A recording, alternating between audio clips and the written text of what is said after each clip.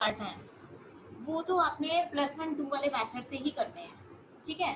First और second part में first part में आपने प्रूव करना है कि इस फंक्शन की जो लिमिट है, limit x tends to 0 fx does not exist, ये प्रूव करना है आपने।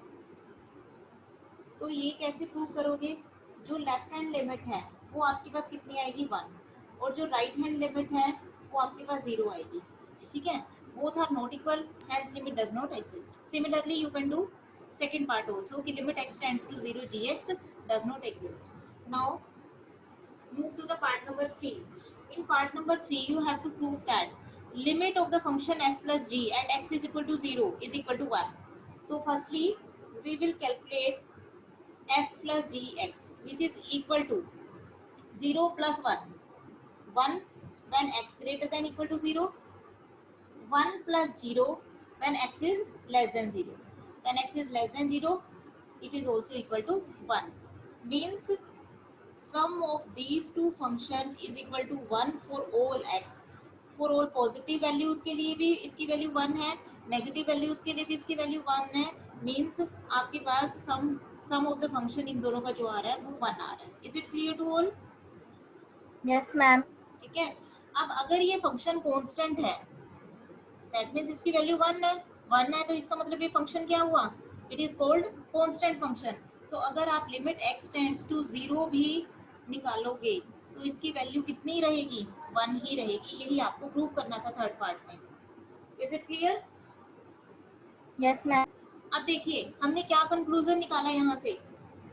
फंक्शन एफ एक्स की लिमिट 0 पर एग्जिस्ट नहीं कर रही थी, जी एक्स फंक्शन की लिमिट भी 0 पॉइंट पर एग्जिस्ट नहीं कर रही थी, लेकिन सम की लिमिट 0 पॉइंट पे एग्जिस्ट कर रही है। Is it clear? Yes ma'am. इसका मतलब क्या हुआ कि अलजेब्रा ऑफ लिमिट में जो हमने फर्स्ट पार्ट किया था, फर्स्ट पार्ट की स्टेटमेंट क्या थी? If limit of f x is equal to L and limit of f x g x is equal to M, then limit of their sum is equal to L plus M. ये part हमने किया था algebra of limits में, first part. Yes ma'am. इसका मतलब क्या हुआ? हमने क्या किया था अलजेब्रा ऑफ लिमिट्स में कि अगर दो फंक्शन की लिमिट एग्जिस्ट करती है तो उनके सम की लिमिट भी एग्जिस्ट करेगी, but converse is not true. Converse means limit of some is exist but individual limit of these functions do not exist. This is the example for converse part of algebra of limits. Is it clear? और ये आपके paper में आ भी सकता है, आपसे ये पूछा जा सकता है कि is the converse of this theorem, कौन सी थ्योरम की बात कर रही है? कि अगर आपके पास fx की लिमिट दी है, gx की भी लिमिट दी हुई है, ठीक है, तो f प्लस जी एक्स की लिमिट आपके पास उन दोनों का सम होगा, दैट मीन्स वो भी एग्जिस्ट करेगी। इसका प्रूफ मैं आपको पहले करवा चुकी हूँ। बट अगर आपसे ये पूछा जाए कि इज द कन्वर्स ट्रू, तो आप क्या कहोगे? No, converse need not be true and you have to give that example. और इस एग्जाम्पल को आपको देना पड़ेगा। कन्वर्स क्यों ट्रू नहीं है इसके रीजन में आपको एक एग्जाम्पल देना पड़ेगा, और ये एग्जाम्पल उसके लिए फिट है कि एफ ऑफ एक्स यदि हम ये लेते हैं, जी एक्स ये लेते हैं, दोनों फंक्शन की लिमिट एग्जिस्ट नहीं कर रही 0 पॉइंट पर, बट इनके सम की लिमिट 0 पॉइंट पर एग्जिस्ट कर रही है, means converse need not be true. Is it clear? Yes ma'am. सभी को क्लियर है बेटा ये चीज? Yes ma'am. अब देखिए जो इस क्वेश्चन का फोर्थ पार्ट है उसके अंदर वो भी आपका सेम ऐसे ही है। उसमें आपने मल्टीप्लिकेशन फाइंड आउट करनी है। अगर f और g की मल्टीप्लिकेशन आप फाइंड आउट करते हो तो f की वैल्यू 0 है, g की 1 है। 0 इंटू 1 कितना हो गया? 0। कब? जब x पॉजिटिव है। 1 इंटू 0 कितना हुआ? 0। कब? जब x नेगेटिव है। मीन्स आपके पास इन दोनों फंक्शन की मल्टीप्लाई करने के बाद वैल्यू कितनी आ रही है? 0 आ रही है फॉर ऑल x के लिए। Is it clear? Yes ma'am. ठीक है, तो इसका मतलब क्या हुआ? अगर ये फंक्शन 0 है तो लिमिट लेने के बाद भी इसकी वैल्यू कितनी रहेगी? 0 ही रहेगी। इसका मतलब हमने यहाँ पर क्या कंक्लूजन निकाला कि मल्टीप्लिकेशन की लिमिट एग्जिस्ट कर रही है, लेकिन खुद एफ एक्स की इंडिविजुअली और जी एक्स की इंडिविजुअली ये दोनों लिमिट एग्जिस्ट नहीं कर रही। ये किस पार्ट का कन्वर्स पार्ट हो गया अब आपका, जो आपने थर्ड पार्ट मल्टीप्लीकेशन वाला किया था कि अगर फंक्शन एफ की लिमिट एल है, जी की लिमिट एम है, तो एफ इंटू जी की लिमिट एल इंटू एम होगी, but converse is not true. Means if limit of this exist then it is not always true that limit of f and limit of g is always exist. Is it clear? Yes, ma'am. बोलिए बेटा सभी, ये important है चीजें आपकी, क्योंकि algebra of limits का topic आपके सिलेबस में मेंशन किया गया है और ये क्वेश्चन आपके पेपर में आ सकता है कि पहले तो उनके प्रूफ भी आने चाहिए तीनों के, और उनके कन्वर्स के बारे में आपको पता होना चाहिए। फर्स्ट पार्ट का कन्वर्स भी ट्रू नहीं है, जो 3 पार्ट मैंने आपको करवाए थे, सेकंड का भी कन्वर्स ट्रू नहीं है, थर्ड का चौथे का भी कन्वर्स, 4 मैंने आपको करवाए थे, डिवीजन वाला भी करवाया था, ऐसे ही डिवीजन वाले का भी कन्वर्स आपके पास ट्रू नहीं है। इन चारों के कन्वर्स ट्रू नहीं है और इनके लिए आपको एक एक एग्जांपल पता होना चाहिए कि बाय चांस अगर आपको बोला जाता है कि prove that converse not true by giving an example, तो आप ये एग्जांपल इस टाइप के देकर आप उनको प्रूव कर सकते हो। ठीक है, Yes, ma'am. तो ये आपके अलजेब्रा ऑफ लिमिट्स के एग्जांपल हैं। अब मुझे और बताइए, और कुछ आपको कोई डाउट है तो, अदरवाइज फिर हम आगे चलते हैं। Ma'am, exercise 2B का first का third part. एक्सरसाइज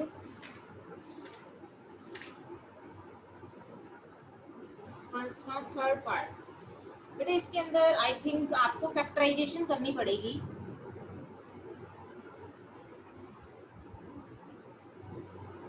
बाकी बच्चों ने अभी क्वेश्चंस किए नहीं हैं, बोलिए।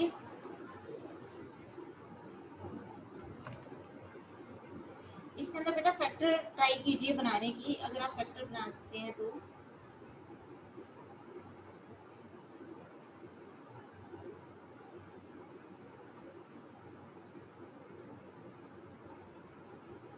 अदरवाइज फिर एक काम और हो सकता है, अगर फैक्टराइजेशन नहीं क्लिक कर रही माइंड में उस टाइम पर, तो जब भी न्यूमरेटर की पावर डेनोमिनेटर से ग्रेटर देन या इक्वल होती है, तो उस केस में आप डिवीजन कर लेते हो, Long division method. Long division method. Is it clear? Yes, ma'am. अब कर लोगे आप इसे? Yes, ma'am. Okay, any doubt? Ma'am, second question का second part. सेकंड क्वेश्चन का सेकंड पार्ट,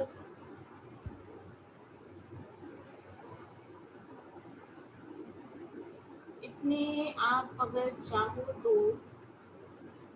रैशनलाइज करके देख लो बेटा इसको एक बार। Ma'am, try किया था but हुआ नहीं. A minus B A plus B, A square minus B square,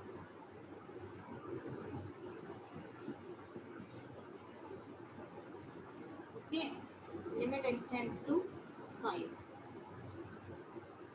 so 1 minus x plus 4, 5 minus x हो जाएगा बेटा, ये तो बड़ा इजीली। ऊपर आपके पास क्या रिमेनिंग रहा न्यूमरेटर में, 1 minus x plus 4 means 5 minus x. Yes, ma'am. अब हो जाएगा ना, कैंसिलिंग हो जाएंगे ये आपके, Yes, ma'am. मिस्टेक हुई होगी आपसे। अब इससे ये कैंसिल हो गया, ऊपर -1 बच गया, -1 ओवर 1 प्लस 1, ये आंसर आ गया -1/2। Okay, ma'am.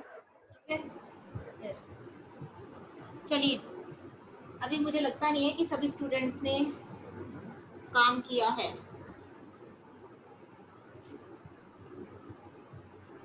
Ma'am, डिस्कशन करेंगे सेट के बाउंड्स की। Let S be any non empty set.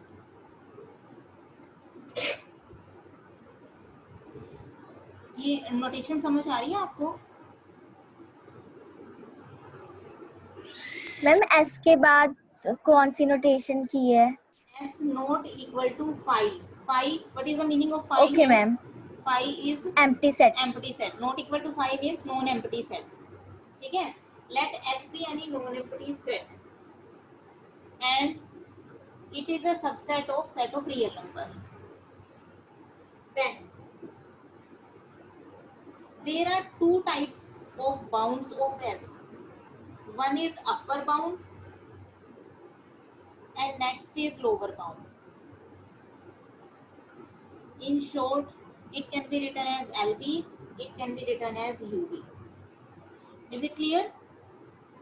If we have a non-empty set S, which is also a subset of real numbers, then upper bound and lower bound. It has two types of bounds, upper bound and lower bound. In short, upper bound can be written as UB and lower bound can be written as LB. What is the upper bound? Upper bound means there exist. It means there exist. It is a symbol of there exist. Is it okay? If Yes, ma'am. there exists a real number, say k. Okay. If there exists a real number k such that k is greater than equal to all element of x s. If there exists a real number k such that k, अगर आपके पास एक ऐसा constant, एक ऐसा real number आप ढूंढ पा रहे हो कि वो रियल नंबर आपका s के सारे एलिमेंट से बड़ा हो जाए, then that constant means that k is called upper bound of the set S. जैसा कि नेम से ही क्लियर है, अपर बाउंड मीन सबसे बड़ा बाउंड, सबसे बड़ा, यानी कि अगर कोई एक ऐसा कांस्टेंट एग्जिस्ट करता है जो हर एक x here x refers for elements of set S, अगर S के सारे एलिमेंट से वो के बड़ा या फिर उसके इक्वल है, then we say that k is the upper bound of set S. Is it clear to all? Yes. ठीक है. Similarly, if there exists a real number, definition of lower bound, real number say L, ठीक है, such that L is less than equal to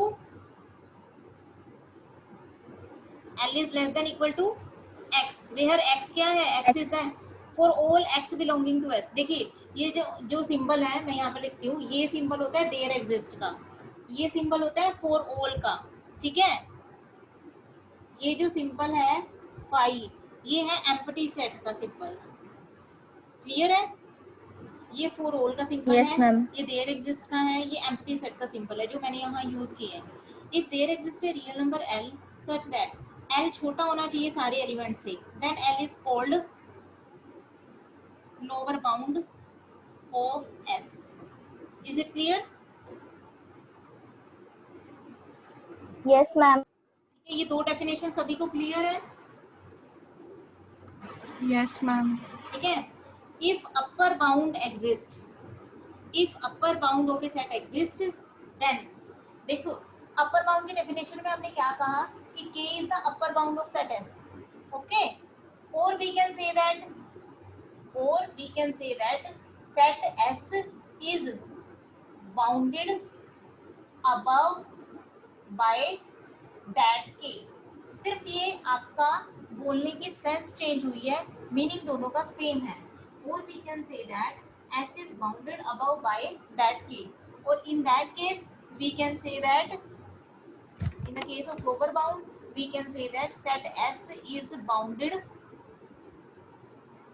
below by that real number L.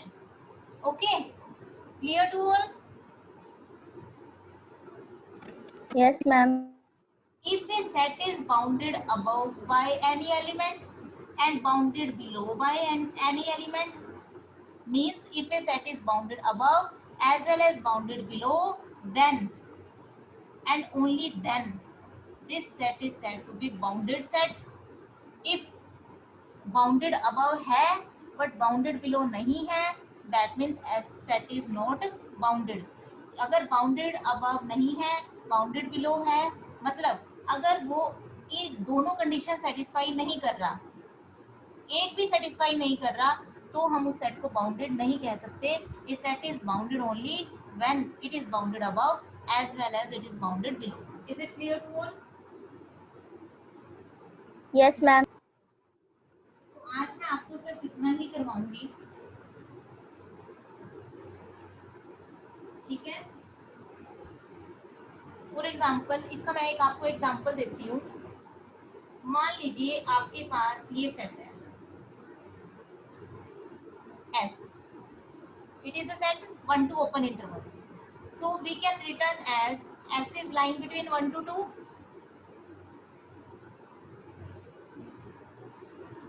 It means, या फिर ऐसे लिख सकते हो आप X. It means if S is equal to 1, 2 open interval, then we can write it as all element of S lying between 1 and 2.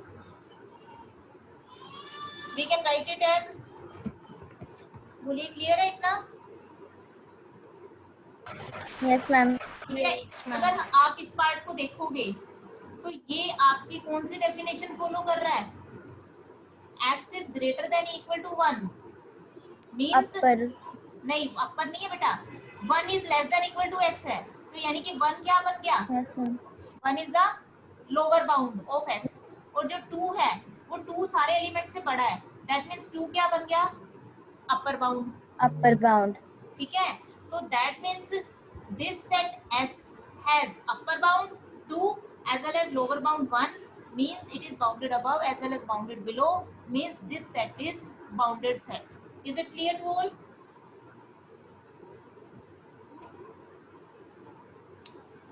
Yes, ma'am. ठीक है. तो बेटा ये आज सिर्फ इतना ही है. ये थोड़ा सा टिपिकल है आपका, इसको अच्छे से समझना पड़ेगा. तो आज के लिए मैं सिर्फ इतना ही करवाऊंगी. What is the upper bound, lower bound, ठीक है, और what is the meaning of bounded above, bounded below, bounded set, and this is example of bounded set. ठीक है. Okay, ma'am. ओके बेटा. तो अभी मैं थोड़ा सा आज 5 मिनट